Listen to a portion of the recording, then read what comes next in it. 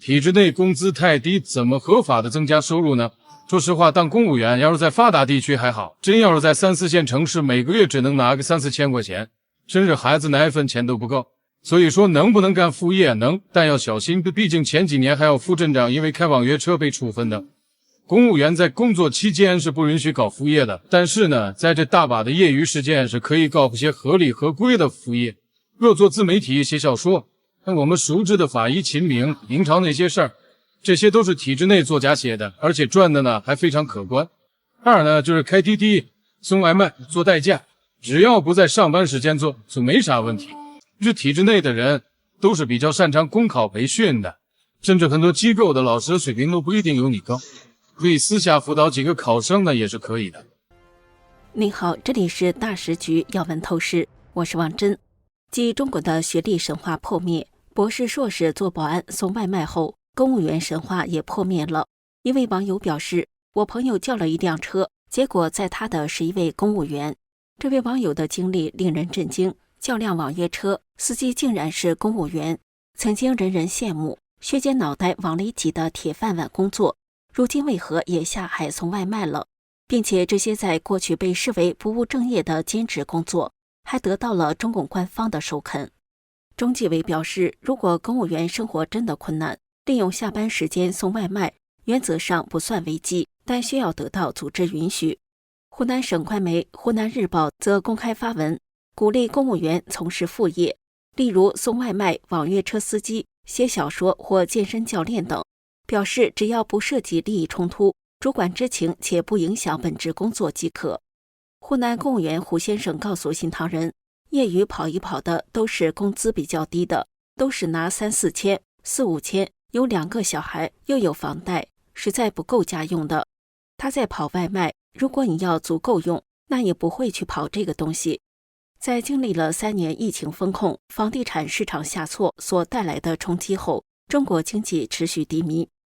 据中共官媒数据，随着中国房地产的持续下挫，中国经济的持续低迷，去年中共财政收入大幅放缓，仅增长 1.3%， 远低于2023年的 6.4%， 地方卖地收入暴跌 16%， 政府财政更加吃紧，公务员行业也不得不迎来了大面积的降薪。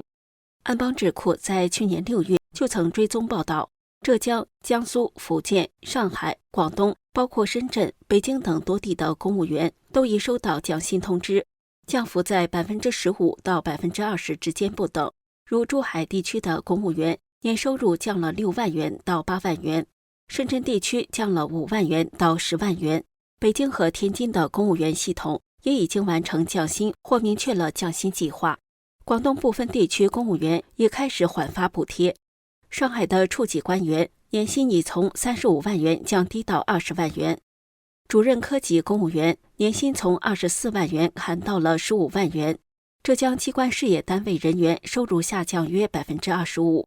杭州甚至有机构减薪幅度达到 40%。 中国西南地区一位科级公务员刘小姐告诉 BBC 中文，我每个月不到4000元的到手工资，指望着年底的奖金过日子呢。今年过年时听说奖金没了，立刻就流下眼泪。他们部门有考核目标，往年考核完成后，他一般能拿到5到10万不等的年终奖。刘小姐说，公务员去年就开始过紧日子了，去年公务员减薪潮应该是第一波，然后才是事业单位、国企等机构。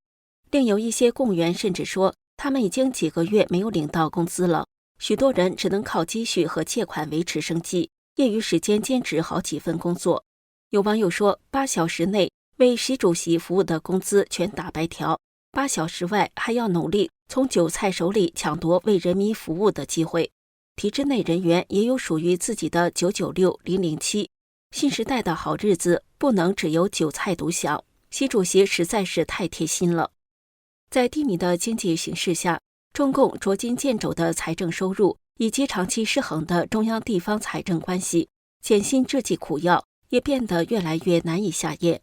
一场重大的变革正在悄无声息地进行，可能你还不知道，那些看似稳定的公务员事业编也开始瘦身裁员了。早在4年前呢，山西6个县加入机构改革试点，26个政府部门一下子砍掉了一半。现在这场砸铁饭碗的星星之火已经扩散到了安徽、青海、内蒙古、四川等400多个县城。这么一大批县城要精简队伍，最主要的原因就是当地财政收支已经严重的入不敷出。在2023年的两会上呢，又通过了公务员缩编的提案，中央国家机关工作人员将被缩减最高5%，这也是我国历史上首次提出要缩减公务员队伍。为什么不早不晚？除了裁员和减薪，今年5月，中共当局还印发《党政机关厉行节约反对浪费条例》，要求党政机关带头过紧日子，杜绝浪费，包括限制空调制冷的温度等细小的东西。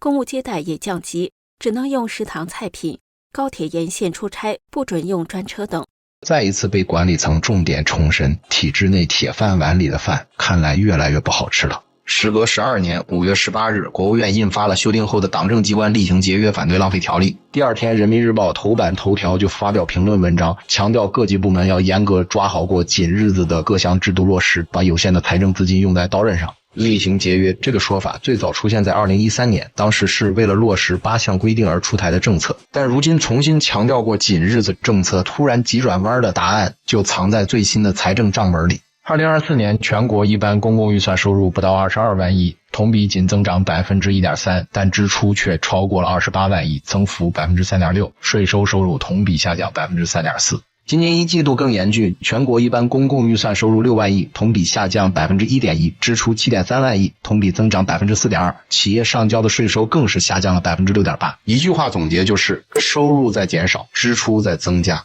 薪资低，压力大，导致公务员的职业光环也开始渐渐褪色。有家长表示不会让自己小孩去考公务员。我跟我小孩说，你可以去送外卖，都不要去当公务员，别急着进保险线了，哪天猝不及防就把你裁掉。当然送外卖也很辛苦，咱们职业没有高低贵贱啊，但是送外卖的话，你让你知道人情冷暖，知道收入不容易，说不定你开始开餐厅了呢，说不定开始雇员工了呢，起码有机会。当公务员是什么？一条直线，人生看到尽头，而且这个尽头我认为就是会裁员，不裁员维持不了，这是个数学问题。公务员的困境只是中国就业危机的一个缩影，经济低迷和高学历失业问题让年轻人面临前所未有的挑战。目前，就业已经成了中共各界决策者亟待解决的首要任务。日前，习近平亲自发出指示，要求必须着力稳就业、稳企业、稳预期、稳市场。国务院办公厅也印发了关于进一步加大稳就业政策支持力度的通知。随后，北京当局公布一系列新措施，以稳定就业，包括扩大社保补贴、提供专项贷款等。然而收效甚微，社交平台上仍是哀嚎一片，看不到所谓政策的作用。家人们根本找不到工作呀，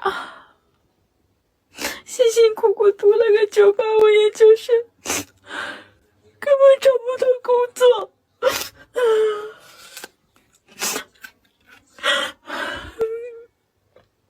我小时候觉得我长大会是一个很厉害的人，我现在长大了，感觉我一点用都没有。这里是大时局，感谢您的陪伴与思考，请订阅、分享并打开小铃铛，一起在动荡中坚守真相，在黑暗中点燃希望。